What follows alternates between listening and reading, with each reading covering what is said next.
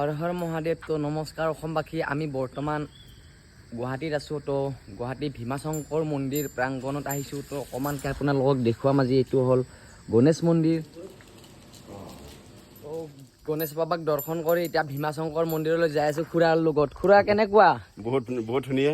তো মই প্ৰথমবাৰৰ কাৰণে ভীমাশংকৰ মন্দিৰ আপোনাৰ লগত আহিছোঁ। তো বহুতে ভাল লাগিছে। তো যাই আছোঁ মন্দিৰৰ আগলৈ। তো অকণমান কিবা কৈ দিয়ক। ভীমাশংকৰ মন্দিৰটো বহুত পুৰণা হয়। আজি প্ৰায় 10 বছৰ আগতে উদ্বোধন হৈছে। এইটো এটা জ্যোতিৰ্লিংগ হয়। ইয়াতে শাওণ মাহতো মানুহৰ বহুত ভিৰ হয়, লাখ লাখ মানুহ হয়। আৰু ভীমাশংকৰ মন্দিৰৰ পৰা আগতে ঠিক আগমুহূৰ্তত এইটো গণেশ মন্দিৰ। ঠাইখিনিৰ নামো এবাৰ কৈ দিব। পামহি, গড়চুক পামহি পাম বুলি কয়। গড়চুক পামহি পামপতে পাহাৰৰ ওপৰত ভীমাশংকৰ মন্দিৰ। তো যাওঁ আগলৈ, আপোনালোকক মন্দিৰ ভাগ দৰ্শন কৰাই দিম। তো বলক আমি আগলৈ যাই আছোঁ। এতিয়া এইটো হৈছে গেট। এইখনে হ'ল মূল গেট ভীমাশংকৰ মন্দিৰত। তো আমি যাওঁ আগলৈ। তো চাওকচোন, বহুত ধুনীয়া লাগিছে গেটখন।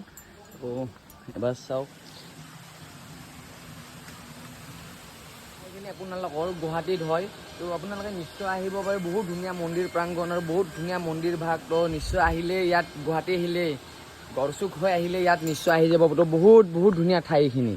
তো চাবলৈ পাৰে, বহুত ধুনীয়া।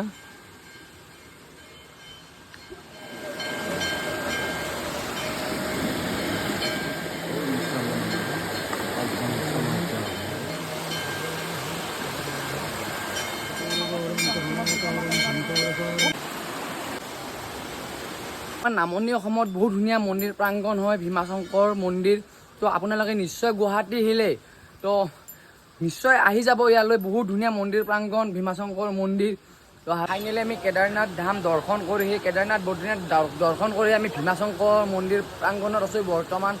গড়চুকতে হয় এইটো মন্দিৰ ভাগ। তো বহুত ধুনীয়া এই মন্দিৰ ভাগ। আপোনালোকে নিশ্চয় গুৱাহাটী আহিলে তো ইয়াত ভিজিট কৰি যাব। বহুত ধুনীয়া মন্দিৰ প্ৰাংগণ, ইয়াত আহিব। তো আমি দৰ্শন হৈ গ'লো। আপোনালোকক নিশ্চয় দেখুৱাম তো কেনেকুৱা লাগিছে। হৰ হৰ মহাদেৱ, জয় শ্ৰী কেদাৰ। হৰ হৰ মহাদেৱ, জয় শ্ৰী কেদাৰ। জয় ভীমাশংকৰ কি জয়। জয় আই অসম।